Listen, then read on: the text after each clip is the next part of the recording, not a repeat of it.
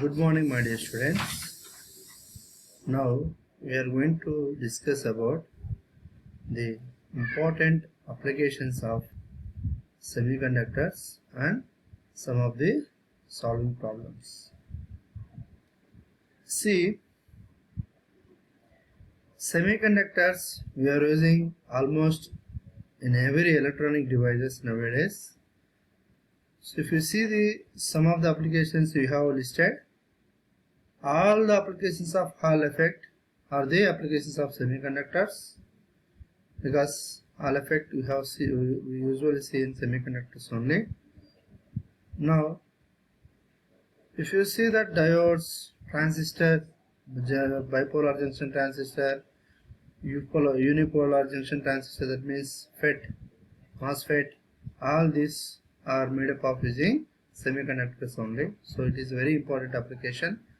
And the integrated circuits nowadays we are using in every control and electronic devices. These integrated circuits are made up of using semiconductors only, and we are using the semiconductor as a thermistor, capacitor, and we are also using as a resistor, and we are using the semiconductors in light emitting diodes, photodetectors, laser diodes, used as a oxide based insulator. It's very important application, because we know that insulator means it does not allow the flow of current. Usually for insulator you have to take separate material, but whenever you dope the silicon with oxide, this SiO2 will act as an insulator at a normal temperature. So using the same semiconductor we can get the conductivity and we can get the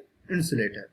So another important application is using in the solar cells, making of solar cells, and we are using so many electronic devices in our daily life, like TVs, computers, refrigerators, air coolers, air conditioner.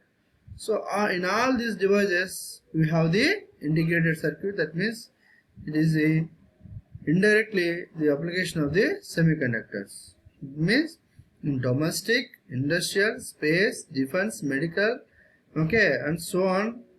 We are using the electronic device which are made up of using semiconductor. Here we have seen some of the electronic device made up of using the semiconductors, op-amp, resistor, capacitor, diodes, transistor, integrated circuits. These are the various industries and devices we are using the semiconductor integrated circuits, motherboards.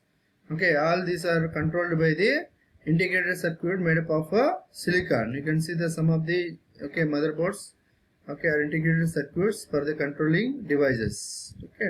So using in electronic and fiber optic communication, this is another major application of the semiconductors. So because in fiber optic communication or electronic communication we need so many types of diodes, transistor, capacitors, sources like LEDs, laser diodes and detectors, photodiodes, avalanche photodiodes. All these are made up of using the semiconductors only. So the important application of semiconductor is electronic and fiber optic communication. That means if no semiconductor, there is no modern electronics.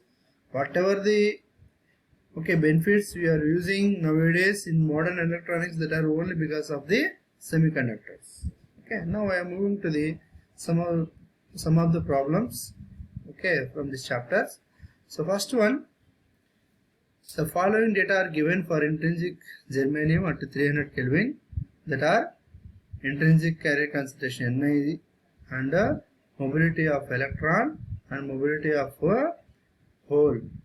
Calculate the resistivity of the sample. First you have to write the what they have given.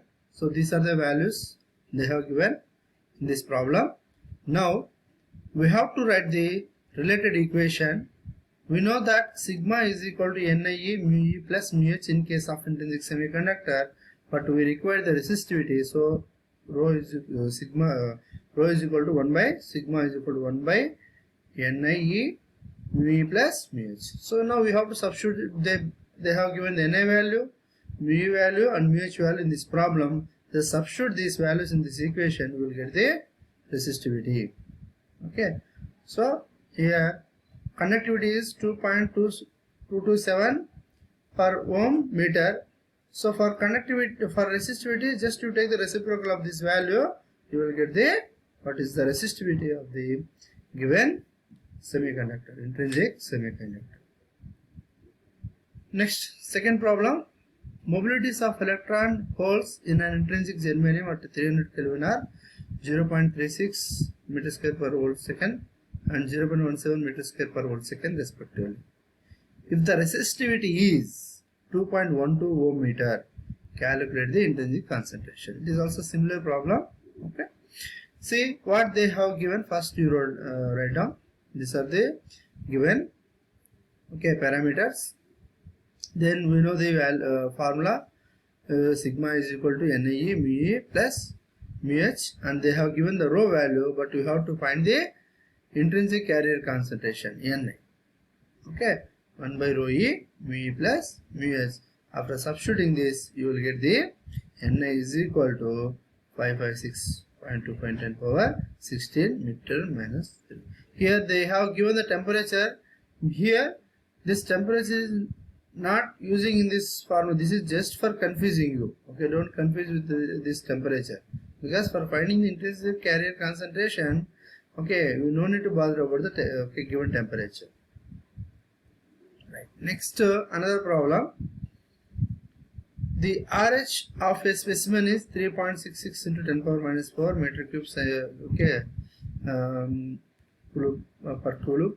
Its resistivity is 8.93 into 10 power minus 3 ohm meter. Find mu and n. That means mobility, okay, and n, mobility of electron and the carrier concentration of electron. Understand?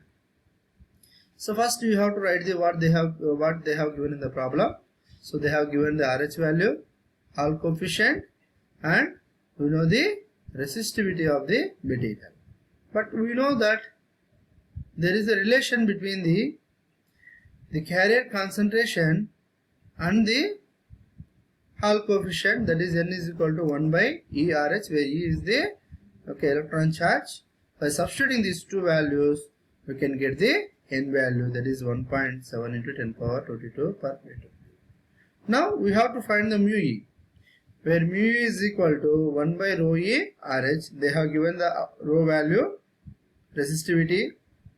So by substituting this value, we can get mu E is equal to 4.09 10 power minus 2 meter square, volt per volt second. Now this is another problem. Given as the resistivity of intrinsic semiconductor is 4.5 ohm meter at 20 degrees and 2.0 ohm meter at 32 degrees centigrade. What is the energy band gap? So first we have to write what they have given. Given that resistivity, at one temperature, so I have mentioned as rho 1 and rho 2 at different temperature. T1 is equal to 20 degrees, T2 30 degrees. So you have to convert into Kelvin. So now write the equation. The resistivity is equal to C exponential Eg by 2 kT. But we have to find the Eg value. So first write the equations and divide them. Rho 1 is equal to C exponential Eg by 2 kT. Rho 2 is equal to C exponential Eg by 2 kT. By taking the ratio, after simplification, exponential Eg by 2 kT minus Eg 2 k T2 log E, send this exponential to that side. It will give log E rho 1 by rho 2 is equal to Eg by 2k. By taking the common, 1 by T1 minus 1 by T2. Then Eg is equal to, then this entire factors to that side, 2k T1 T2 by T2 minus T1 log E rho 1 by rho 2. So this is the equation for finding the energy gap of a given semiconductor. If you know the resistivity at different temperatures. Now substitute the value.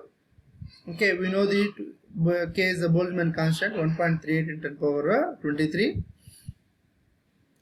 So this is minus 23 into, okay, temperatures by, okay, into log of rho 1 by rho 2. Therefore, after simplification, this you will get 2.76 into 10 power minus 23 into 0.352 is equal to, okay, 1667, okay, into 10 power minus 23 joule second. This is also, this is only joule, no second.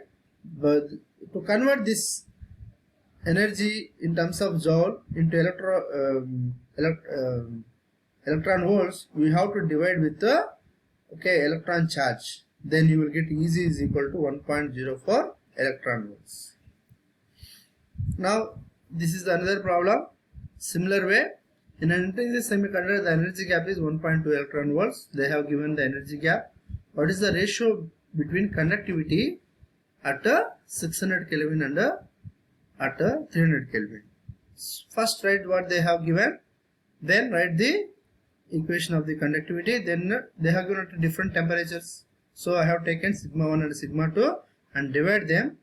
After dividing and simplifying, you will get sigma 1 by sigma 2 is equal to exponential Ez by 2k, 1 minus T2 minus 1 by T1.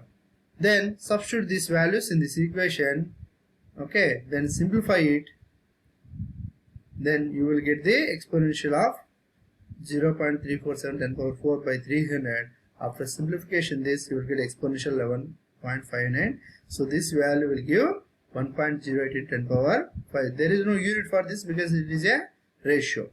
Understand? So these are the some of the problems, how to solve the, okay, problems in semiconductors units. So students, please take some of the problems for your practice. Here red, which are there in okay, red, that are already solved in this session. So remaining 5 problems, take it as an assignment.